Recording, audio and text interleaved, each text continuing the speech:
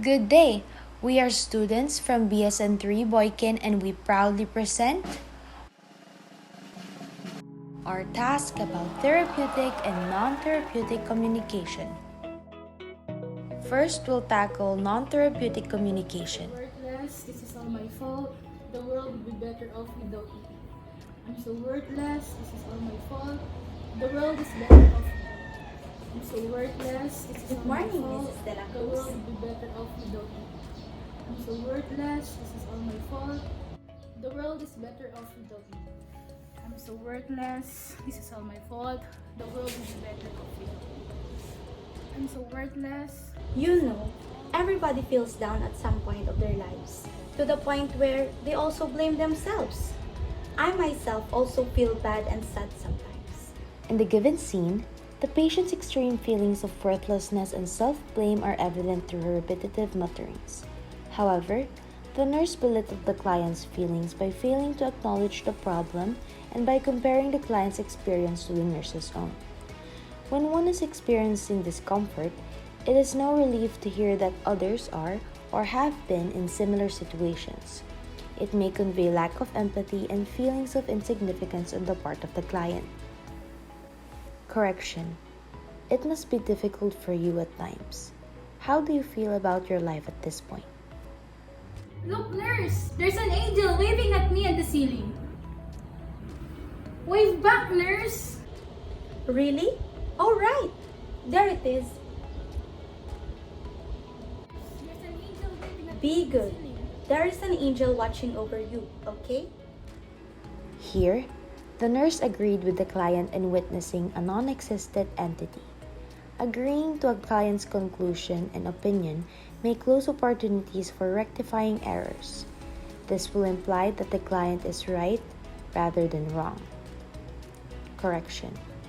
Are you seeing things that I do not? What do you see? I don't see anyone, but I believe that you do. You know what, nurse? My family is rich. In fact, I can buy all the things I need. Really? If you are really that rich, why are you in this institution? You should have bought this. The nurse in this situation aggravated the client's delusions by demanding proof of the client's believed wealthiness. Challenging a client to prove unrealistic ideas may cause the client to defend errors more than before.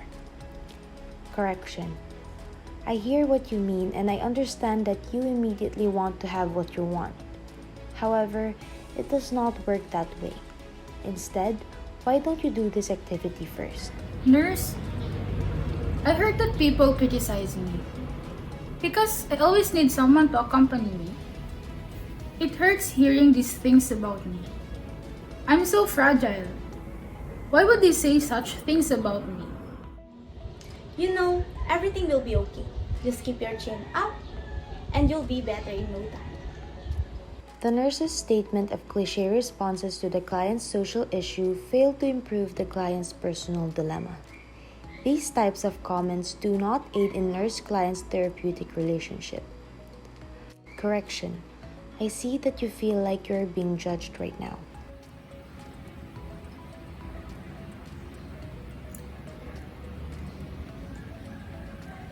Nurse, I think they placed poison on my food. They want to kill me. Can we not talk about that? Look, we are eating. Do not think through things. I don't want to hear about anything, okay? Just eat. Stating "can we not talk about" phrases blocks further discussion of the client's initiated topic. It will make the client rejected and may lead to worsening of their misconceptions. Correction. You must be very upset. Can you tell me what you are thinking about at the moment? Let's proceed to therapeutic communication.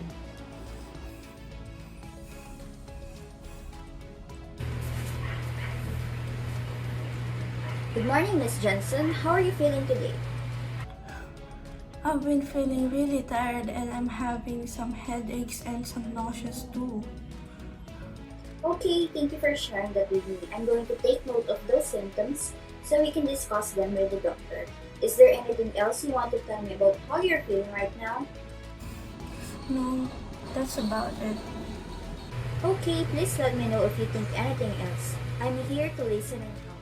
In this scene, the nurse actively observes the patient's nonverbal action as she speaks. This therapeutic communication technique encourages the patient to express more by talking. It shows that the nurse has an interest in what the patient is saying and acknowledging her feelings at the same time. This technique guides the nurse-patient communication to propel forward. It may make the patient feel acknowledged and understood as she can feel the interest of the nurse about her thoughts and feelings. Hello, Miss Thompson. My name is Hannah, and I will be your nurse during your stay here. I will help you get through your therapy and make sure you're comfortable as possible.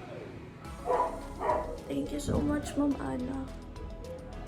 Making facts available for the patient, such as introducing yourself as a nurse and your purpose, increases the patient's knowledge about you and your expected role.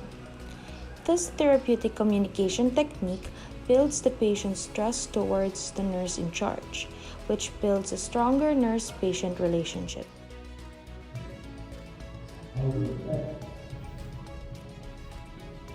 Hi, Miss David. I'm here with you now.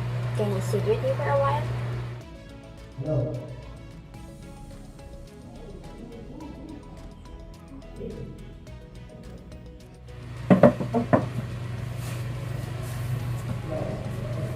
I'm interested in what you think. Is there anything you want to share with me?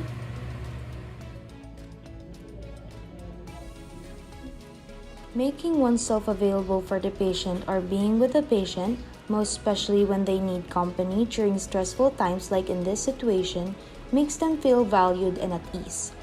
This therapeutic communication technique boosts the patient's mood as they feel valued and special by having someone to provide them attention.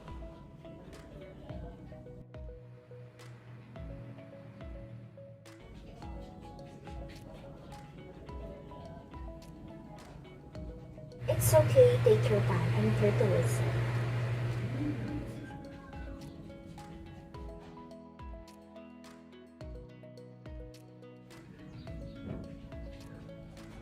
Providing a quiet moment for the patient, like in this scene, provides time for the patient to compose themselves, their thoughts, and their feelings, or to continue to express themselves.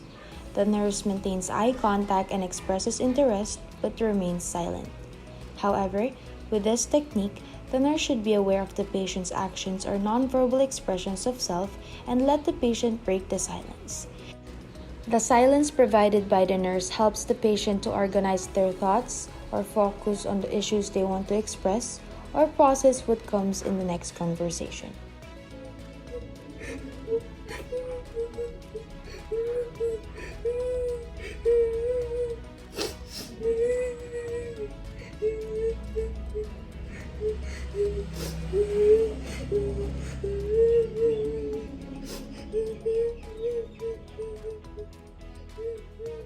This scene showed therapeutic communication using touch, the most potent form of communication.